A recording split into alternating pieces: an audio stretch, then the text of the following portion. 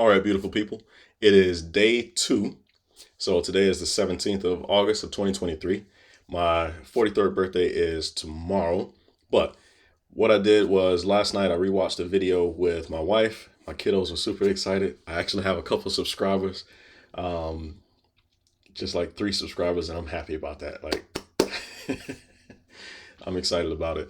All right, so with today's video, going over some of the lessons that I learned from yesterday as it relates to this YouTube thing, and then some of the business stuff. So, just breaking down like how my day started. So, my day started today at 5 a.m. That's a 5 o'clock wake up.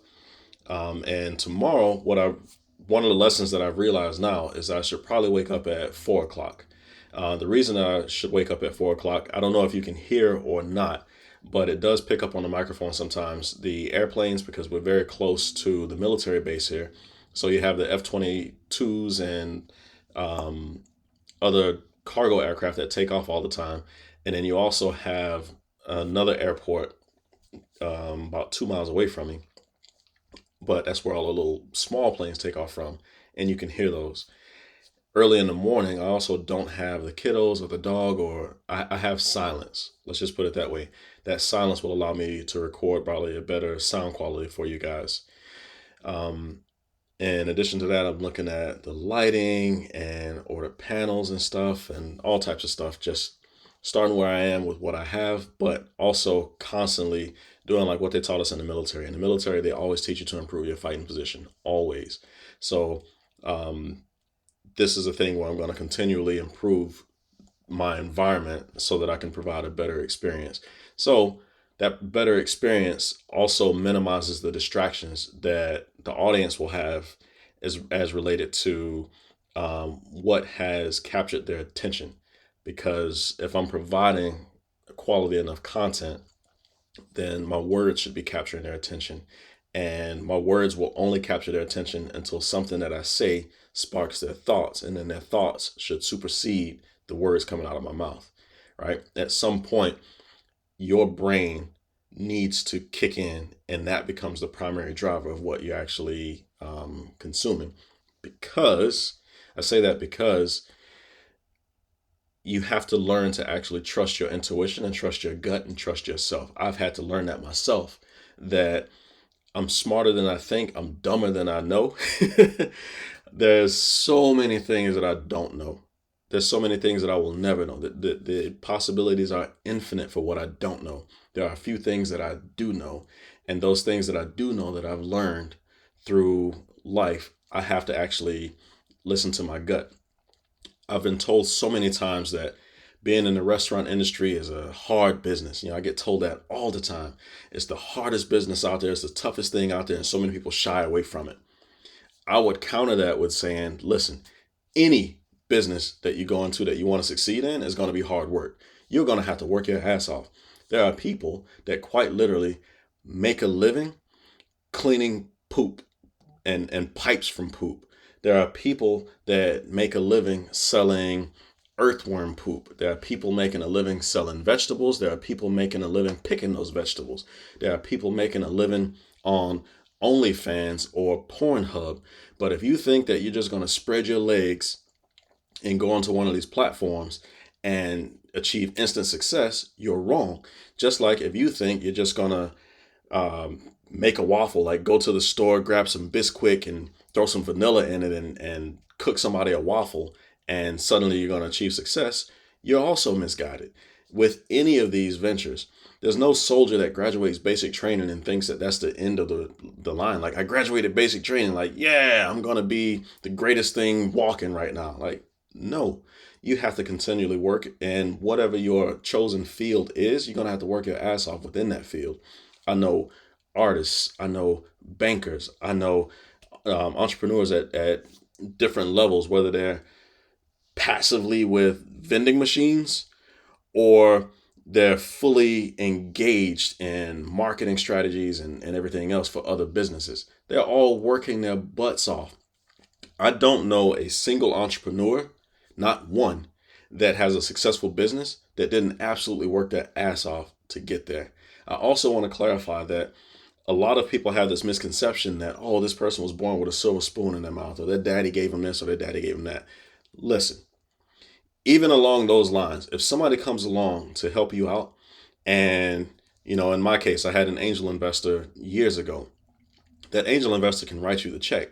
But if you don't know how to actually execute those funds, you're going to fail. Those funds will disappear, and you're going to have people looking at you like, I ain't giving you nothing else, because you haven't shown that you know how to execute those things. With that being said, this is about continual improvement, continually getting better at what you do. Work your craft.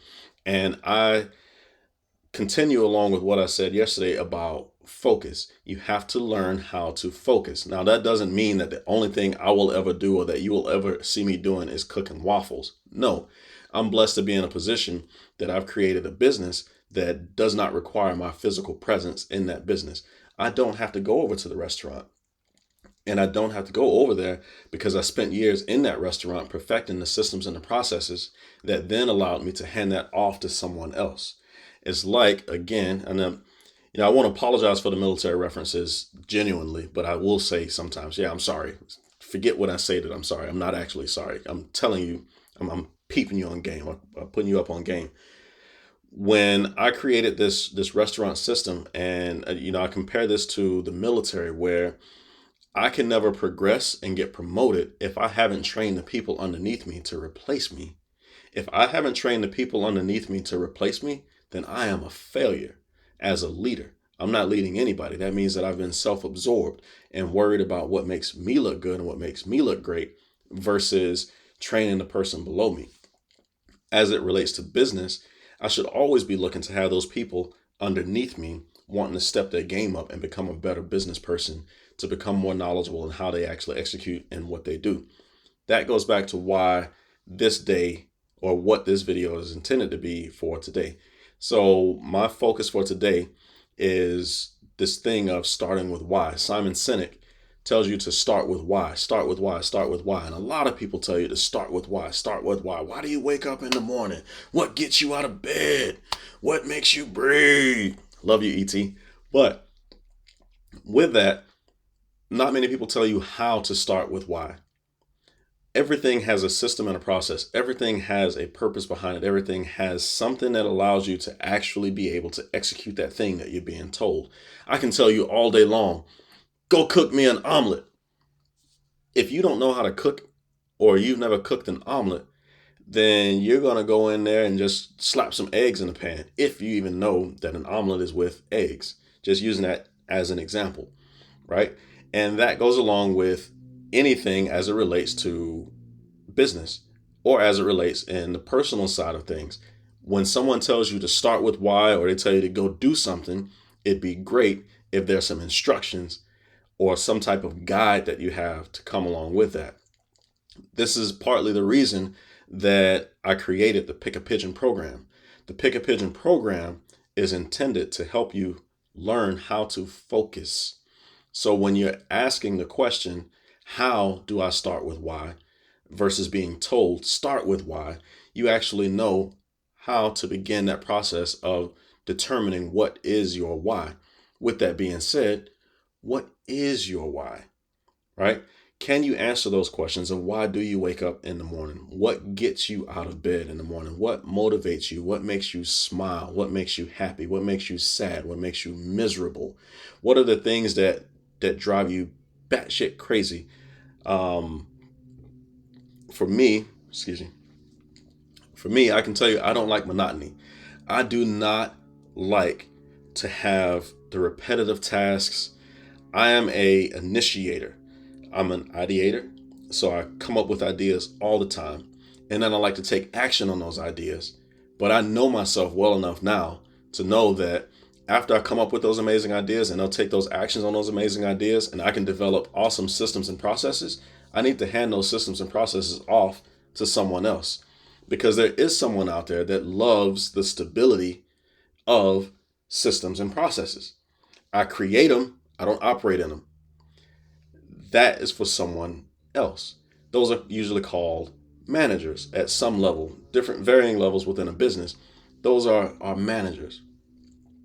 Ray Kroc and the McDonald brothers came up with the systems and processes that guide McDonald's.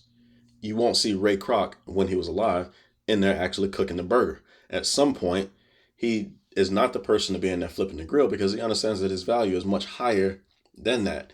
This is a part of the reason that you have to understand why you wake up in the morning and what motivates you to actually keep going so that you can become or get into alignment with what it is that you're supposed to be actually doing.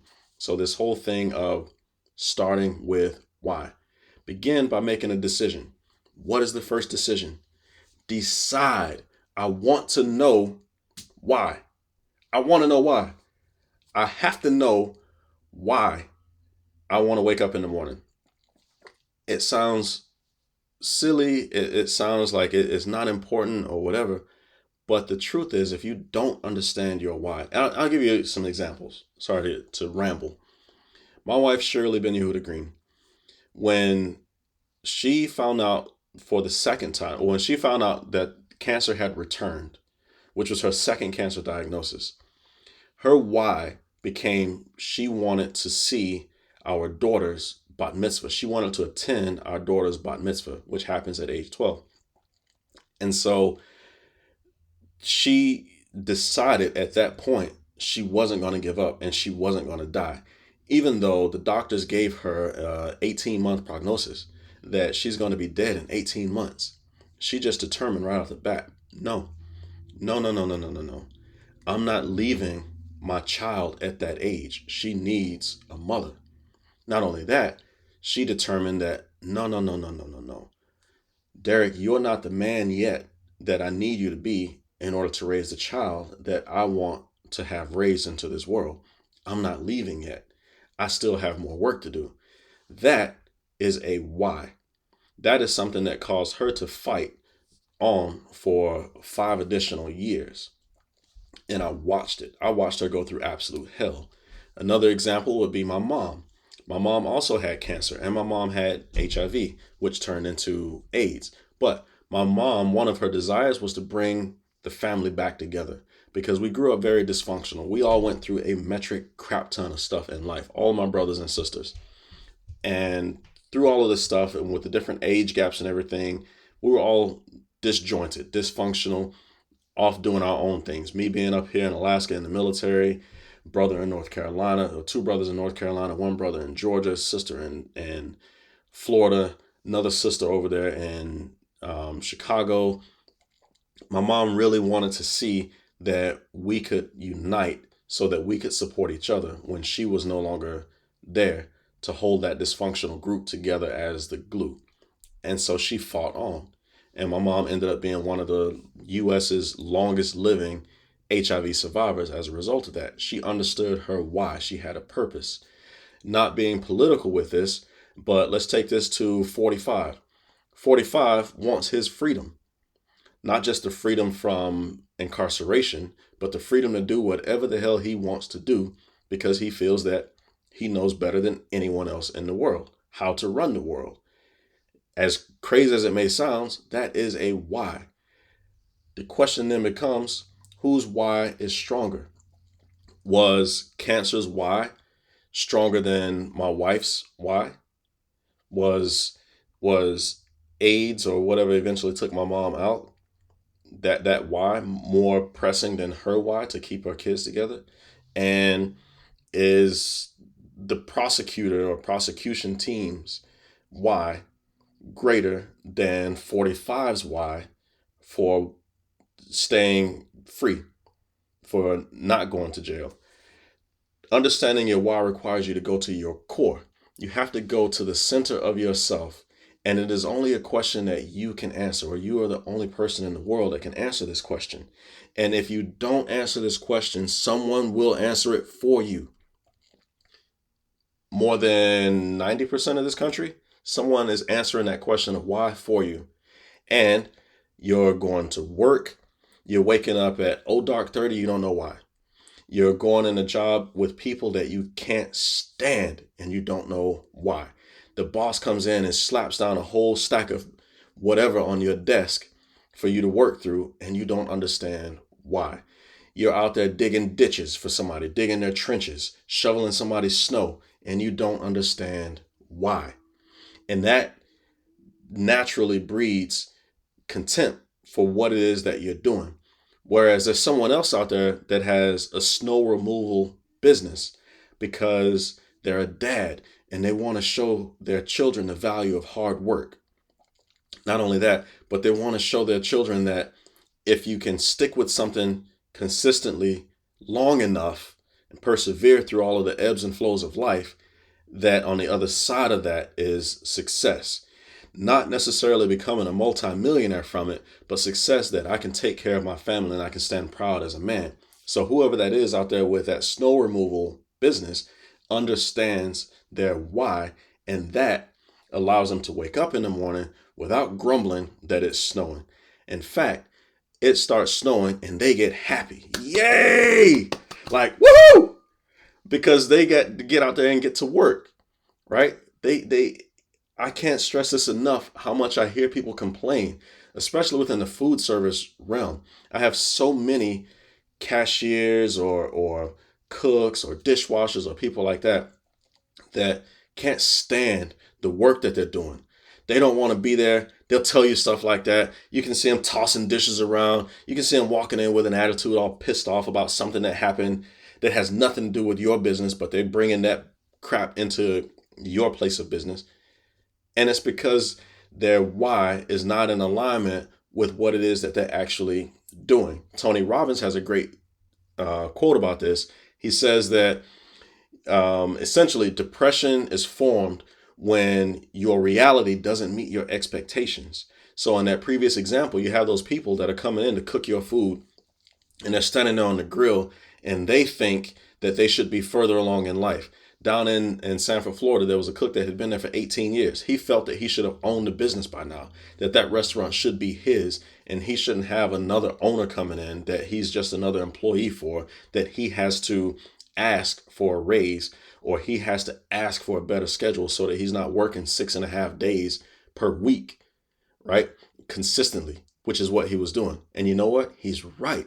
So he was always going to be depressed and he was always going to be unhappy because his expectations of himself and of his position in life did not match his reality. His why was not strong enough, though, to make him overcome that, to make him decide one day, you know what, I'm going to own this restaurant or I'm going to own a restaurant because it means X, Y, or Z to me. That's the thing. When somebody understands their why, they move with the perseverance of a suicide bomber. You can say whatever you want to say. I spent 21 years in the military, and many of my veterans out there can attest to this. There are many brothers and sisters of mine that are laying in graves right now because that suicide bomber understood their why. And their why motivated them to do what they did at any cost whatsoever, to go after their purpose in life, even if that meant that their purpose in life was to take as many other lives of the infidels as they could. Using that as an example, first of all, y'all are going to have examples. Sometimes I'm going to say stuff that may not be kosher, may not be the most PC stuff, but it's just real. And it's just me talking and trying to actually help people. I have a saying that in a restaurant, I will feed anybody, but I'm not for everybody. I say the same thing with this YouTube channel. I will speak to anybody. Hell, I will literally go speak at a KKK rally or a private event as long as it's respectful and we can have a conversation and I'm not being called out of my name, and I'm not definitely not going to call you guys out of your name because it's a respectful thing. But there's value to be had in all these different conversations. I'm just going to be myself. Eventually, the people that want to hear this message or the people that relate to the message or the words that are exiting my mouth will be the audience that I have. And all of the other people that came for other reasons or thought that I was going to add value in some other way, they'll go somewhere else. They'll go find what they need to go find. Or they'll just sit around and bitch, moan, and complain about it, in which case I'll just occupy space in their brain for free. No harm, no foul there. Anyway, you have to figure out what is your why. Start with your why. Because once I can get you to understand your why, then the how and everything else will begin to align and make more sense. When we come back to this tomorrow and have this discussion tomorrow, I have to keep in mind that at the 20-minute mark, my screensaver comes on. I have to change my screensaver. See, there's another lesson learned. And I learned that lesson yesterday and did not take the corrective action for that. That in itself is a lesson that, and Alex Hormozy talks about this, that in order to progress in life, or the definition of learning, he says something along the lines of, if you repeat the same thing and you don't modify your behavior, then you haven't learned anything. And that screensaver kicking in just right there is a perfect example of that. That I watched that video yesterday, and at the 20-minute mark saw that the screensaver kicked in, but I didn't immediately go and turn the screensaver off. So I didn't learn my lesson from yesterday. Well, I'll definitely learn my lesson from today. Hopefully, as we progress and continue with this interaction that we're having here, people, you will modify your behaviors so that your dreams and your purpose can be brought in alignment with what it is that you expect of your reality, so that your expectations can finally meet your reality and you can live the life that you want to live. I'm going to keep living the life that I want to live. And I will say this as I sign off today. I am one of the few people that I know on this planet, that if my life were to end right now today, hand on the Bible, if my life were to end right now today, I am satisfied with my contribution to mankind, what I have given as it relates to where I came from. If people only understood where I originated from and where I am today and the things that have happened, I've lived an amazing life and I'm proud of that life. Do I have more to contribute? Absolutely. I feel I haven't even scratched the surface with what I can contribute, because now I'm on this journey of figuring out how to take these 43 years of experience and to push it out there so that the next generations of people are able to use the experiences that I have to make the world a better place, to bring additional light, to raise the vibrational energy of every being that we possibly can. But I'm happy, y'all. I'm happy, and I feel that I already have a successful life. So I'm putting that back out there, y'all. I will see y'all tomorrow or on the next video. And hopefully by then I'll have the intro to the video finished and I'll work on an outro. Don't know when that outro will be finished, but I'll work on it. Y'all have an amazing day.